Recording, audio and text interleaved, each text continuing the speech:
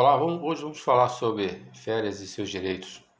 Férias é um descanso concedido ao empregado que trabalha pelo menos um ano para o empregador. O direito é assegurado na Constituição da República, que trata dos direitos dos trabalhadores urbanos e rurais. O gozo de férias anuais remuneradas com pelo menos um terço a mais do que o salário normal. E como se dá a aquisição?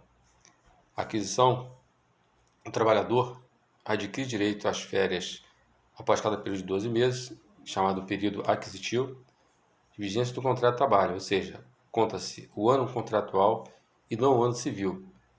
Algumas circunstâncias interrompem essa contagem, como a do empregado que deixa o emprego e não é readmitido em 60 dias, ou que permanece em licença remunerada por mais de 30 dias. Outras hipóteses estão previstas na CLT. E a concessão? A concessão se dá após o primeiro ano de trabalho, chamado período aquisitivo. Inicia-se a contagem do período de concessão das férias, chamado período concessivo. A escolha do período depende da concordância do empregador, que pode definir as escalas de férias. A lei prevê duas exceções. Os membros de uma família que trabalharem no mesmo estabelecimento ou empresa terão direito a gozar férias no mesmo período, se assim o desejarem e se disto não resultar prejuízo para o serviço. A outra hipótese é do empregado estudante menor de 18 anos, que tem o direito de fazer coincidir suas férias com as escolares. E quando se dá o início? É vedado o início das férias dos 2 dias que antecederem o feriado ou dia de repouso semanal remunerado. O início das férias deve ser comunicado ao empregado com antecedência mínima de 30 dias, por escrito e mediante recibo, com a apresentação da carteira de trabalho para anotação dos períodos aquisitivos e concessivos.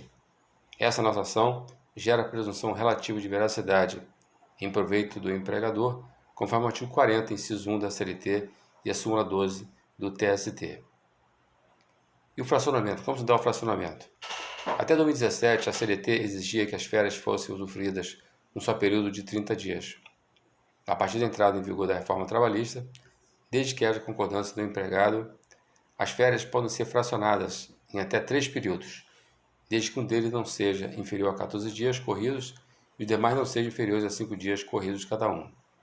E as faltas? As faltas ao serviço podem ter impacto no direito de férias. De acordo com o artigo 130 da CLT, o empregado terá direito às férias da seguinte proporção: 30 dias corridos, quando não houver faltado ao serviço mais de 5 vezes, 24 dias corridos, quando houver tido de 6 a 14 faltas, 18 dias corridos, quando houver tido de 15 a 23 faltas, e 12 dias corridos, quando houver tido de 24 a 32 faltas. Não é considerada falta ao serviço a licença compulsória por motivo de maternidade ou aborto, por motivo de acidente de trabalho ou de enfermidade atestada pelo INSS.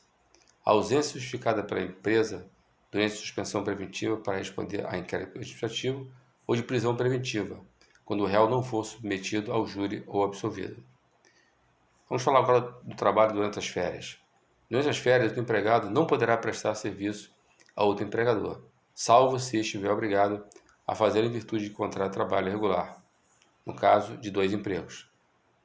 Férias coletivas. O empregado de uma empresa pode ter férias coletivas em período determinado pelo empregador. Neste caso, as férias podem ser divididas em 2 períodos anuais, desde que nenhuma seja inferior a 10 dias corridos. As datas devem ser comunicadas pelo empregador ao sindicato da categoria profissional e é fixada nos locais de trabalho. Os empregados contratados há menos de 12 meses podem ter férias coletivas proporcionais e, depois disso, deverá ser iniciada nova contagem do período aquisitivo. E a remuneração? A Constituição da República assegura o gozo de férias anuais remuneradas com pelo menos um terço a mais do que o salário normal. Mas como ocorre o cálculo dessa remuneração? De acordo com o artigo 142 da CLT, depende de qual é a base utilizada para cálculo do salário. Quando este for pago por hora com jornadas variáveis, deve-se apurar a média do período aquisitivo. Quando for pago por tarefa, a base será a média da produção no período aquisitivo. Quando o salário for pago por percentagem, comissão ou viagem, o cálculo leva em conta a média recebida nos 12 meses anteriores à concessão das férias.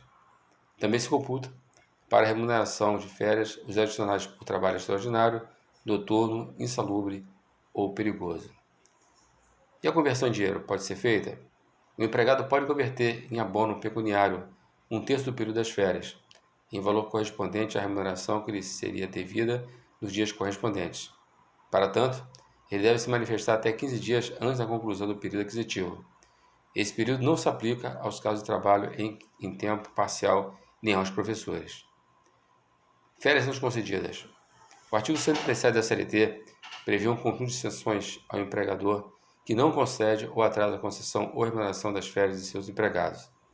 Caso seja concedido após o fim do período concessivo, as férias são remuneradas em dobro, de acordo com a súmula 81 do TST. Se apenas parte das férias forem gozadas após o período concessivo, remuneram-se esses dias excedentes em dobro. No caso de não concessão, o empregado pode ajuizar a reclamação trabalhista para que o Justiça do Trabalho fixe o período de férias sob pena de multa diária, ainda previsão de multa administrativa. E o fim do contrato? Ao fim do contrato, as férias adquiridas e não usufruídas devem ser indenizadas. No caso de empregados com menos de 1 ano de contrato, a lei assegura a indenização proporcional ao tempo de serviço prestado, se a dispensa for sem justa causa ou quando o contrato, por tempo determinado, chegar ao fim. Os empregados com mais de 1 ano de contrato também têm direito a férias proporcionais, desde que a demissão não seja por justa causa, acordo à súmula 171 do TST. Férias pagas, mas não gozadas. O gozo de férias é considerado um direito indisponível, ou seja, o empregado não pode abrir mão dele. Assim, o empregador que remunera férias não gozadas e as converte em dinheiro para o empregado age de forma ilícita.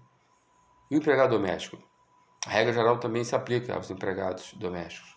A categoria tem direito às férias anuais remuneradas de 30 dias, com abono de 1/3, a férias proporcionais quando for dispensada sem justa causa e a conversão de 1/3 das férias em abono pecuniário. E o servidor público, como é feito? No caso do servidor público federal, regido pela Lei 8.112/90, os dias das férias conservam boa parte das características da CLT. A principal diferença é a possibilidade de acumulação por no máximo 2 períodos, em cada necessidade do serviço. Para servidores públicos estaduais e municipais, deve-se observar o regimento jurídico estadual ou municipal. Assim, fique atento ao seu direito às férias.